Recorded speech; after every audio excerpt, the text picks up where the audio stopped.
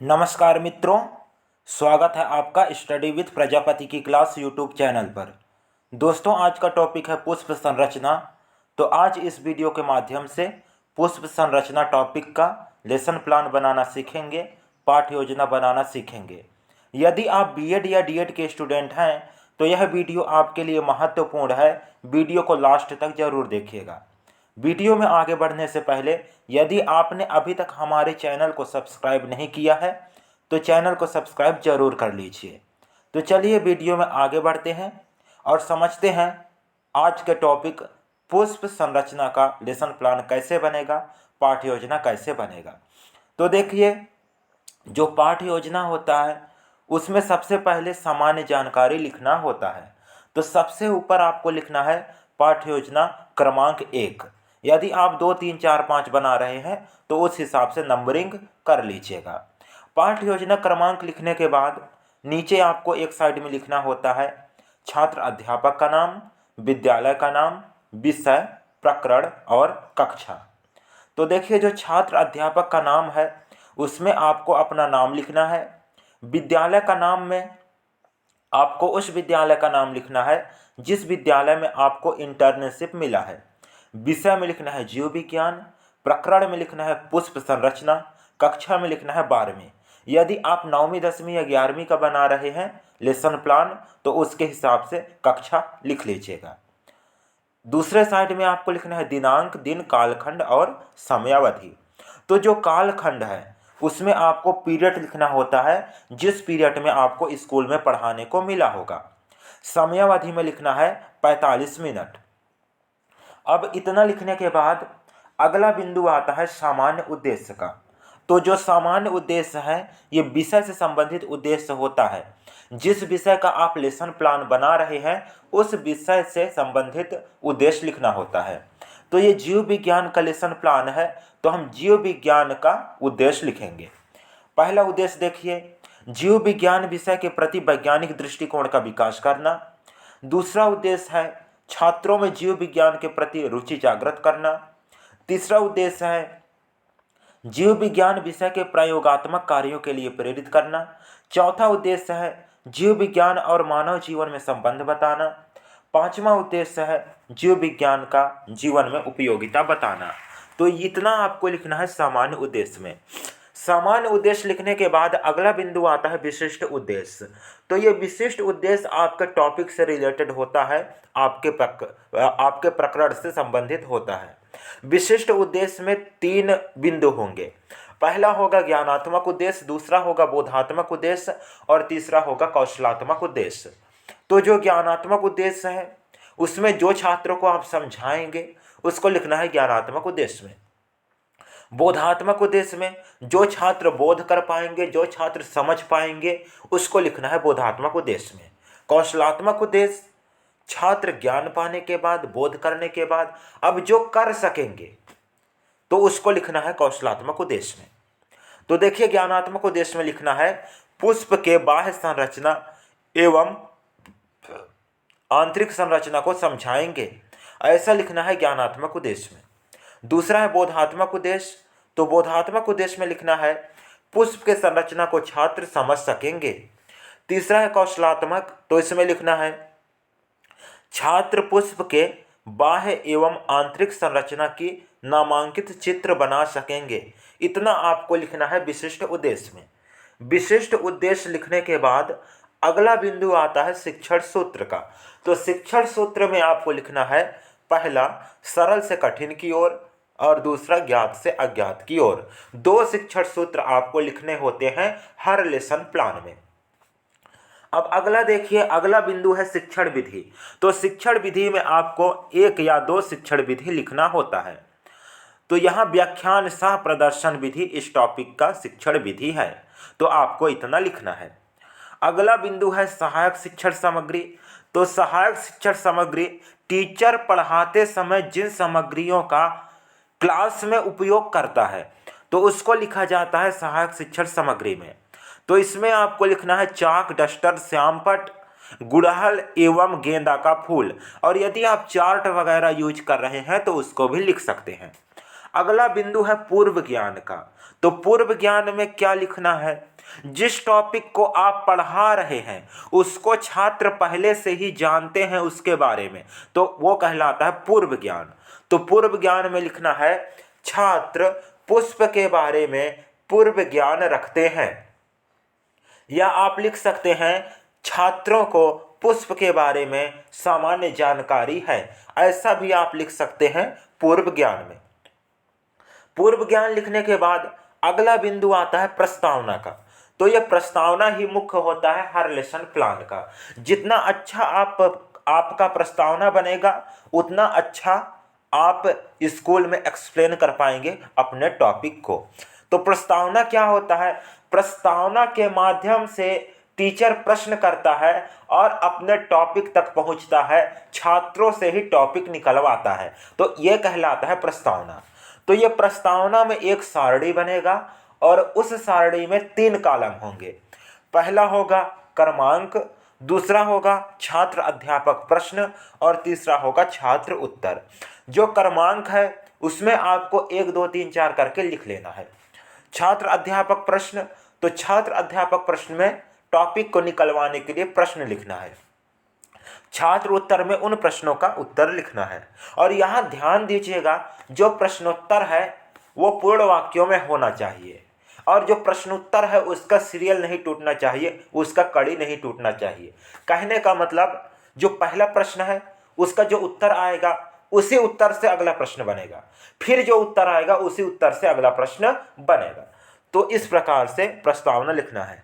तो पहला प्रश्न देखिए, आपके घर में कौन कौन से अनाज या बीज हैं? तो छात्र उत्तर है हमारे घर में गेहूं, धान, चना, मटर इत्यादि के बीज हैं। दूसरा प्रश्न, जब चने के बीज को जमीन में लगा दिया जाए और उसमें प्रतिदिन पानी सींचा जाए तो क्या होगा? तो इसका उत्तर है जमीन में चना लगाकर पानी देने से चने से पौधा निकलेगा। अगला प्रश्न है पौधे के कौन कौन से भाग होते हैं? तो इसका उत्तर है पौधे के भाग जड़, तना, पत्ती, पुष्प होते हैं। अगला प्रश्न, पुष्प के कौन कौन से भाग होते हैं? तो इसका उत्तर है पुष्प के भाग डंठल, पंखुड़ी, पुमंग, जायांग आदि होते हैं। पांचवा प्रश्न, यदि डंठल, पंखुड़ी, पुमंग, जायांग इन सबको मिला दिया जाए तो उसे क्या कहेंगे? तो इसका उत्तर है डंठल, पंखुड़ी, पुमंग, जायांग इन सभी को मिलाकर एक साथ इनको पुष्प की संरचना कहेंगे। तो आज का टॉपिक था पुष्प की संरचना। तो पुष्प संरचना निकल कर आ चुका है। जैसे प्रस्तावना के माध्यम से आपका टॉपिक निकल कर आएगा तो अगला बिंदु होगा उद्देश्य कथन का।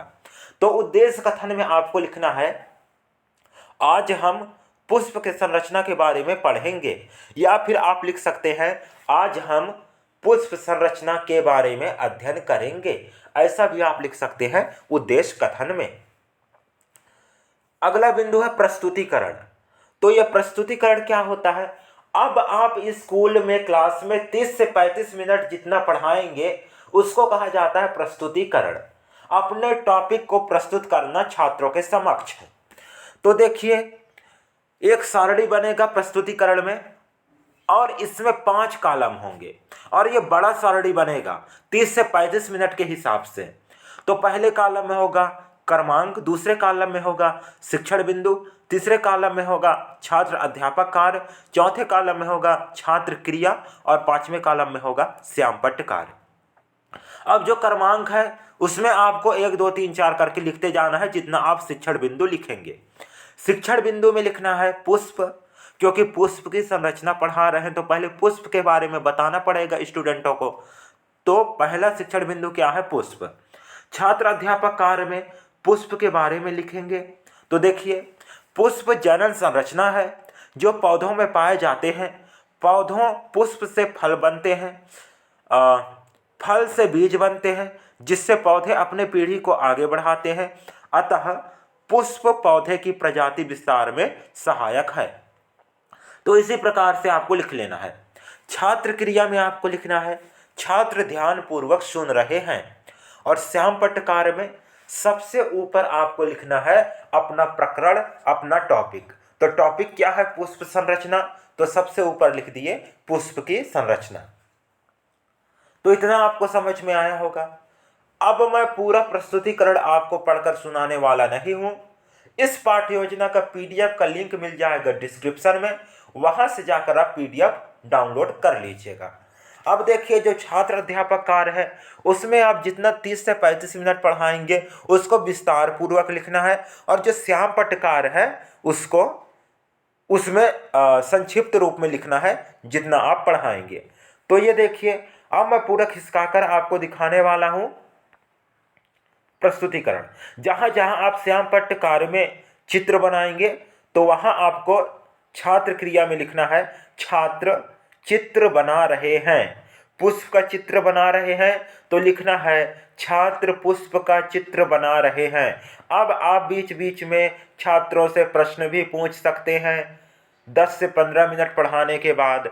पहला प्रश्न है पुष्प वृंद किसे कहेंगे? तो इसका उत्तर भी देना है, छात्र क्रिया में लिखना है पुष्प वृंद डंठल को कहेंगे। दूसरा प्रश्न है बाह्य दलपुंज किसे कहेंगे? तो इसका उत्तर है बाह्य दलपुंज पुष्पासन को कहेंगे। तीसरा प्रश्न है दलपुंज किसे कहेंगे? तो इसका उत्तर है दलपुंज पंखुड़ी को कहेंगे। ऐसे ही आपको लिखते जाना है प्रस्तुतिकरण में। अब देखिए यहाँ क्या है, अगला शिक्षण बिंदु पुष्प की आंतरिक संरचना। तो इधर श्याम पट्ट कार्य में चित्र भी बनेगा।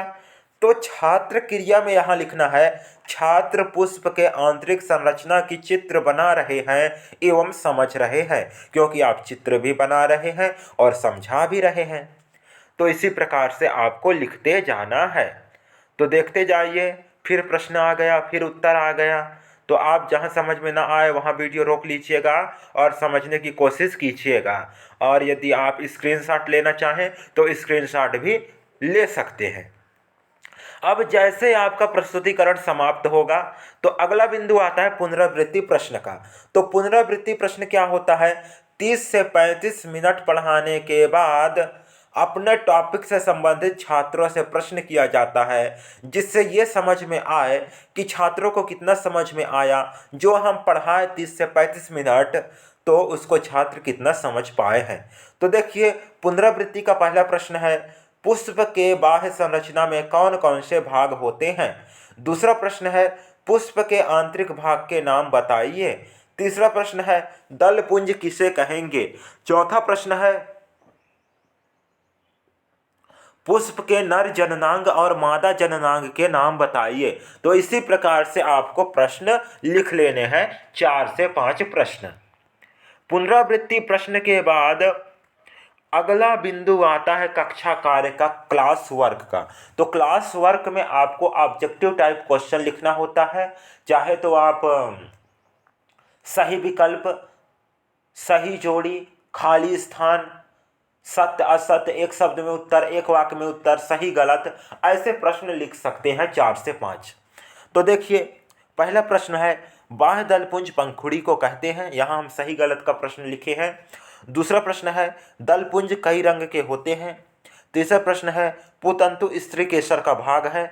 चौथा प्रश्न है जायांग को अंडाशय कहते हैं। पांचवा प्रश्न है नर जननांग का अग्रभाग वर्तिकाग्र है। तो इसी प्रकार से आपको 4 से 5 प्रश्न लिख लेने हैं। कक्षा कार्य लिखने के बाद अगला बिंदु आता है ग्रह कार्य का। तो ग्रह कार्य में आपको एक लघुत्तरीय प्रश्न और एक दीर्घोत्तरीय प्रश्न लिखना होता है। तो पहला प्रश्न देखिए, पहला प्रश्न है पुष्प के आंतरिक संरचना एवं बाह्य संरचना का नामांकित चित्र बनाइए। दूसरा प्रश्न है पुष्प के संरचना का वर्णन कीजिए। तो इसी प्रकार से आपको 2 प्रश्न लिख लेना है ग्रह कार्य में, होमवर्क में। सबसे नीचे आपको लिखना है छात्र अध्यापक हस्ताक्षर, विषय शिक्षक हस्ताक्षर और पर्यवेक्षक हस्ताक्षर, इतना लिखना है सबसे नीचे। आई होप कि आपको पुष्प संरचना टॉपिक का पाठ्य योजना समझ में आया होगा, लेसन प्लान समझ में आया होगा। वीडियो अच्छा लगा हो तो अपने मित्रों के साथ, अपने दोस्तों के साथ, अपने सहपाठियों के साथ ज़्यादा से ज़्यादा शेयर कीजिए। और अभी तक हमारे चैनल को आपने सब्सक्राइब नहीं किया है तो चैनल को जल्दी से सब्सक्राइब कर लीजिए। तो आज के लिए बस इतना ही, फिर मिलते हैं किसी नेक्स्ट वीडियो में नेक्स्ट टॉपिक के साथ। तब तक के लिए धन्यवाद।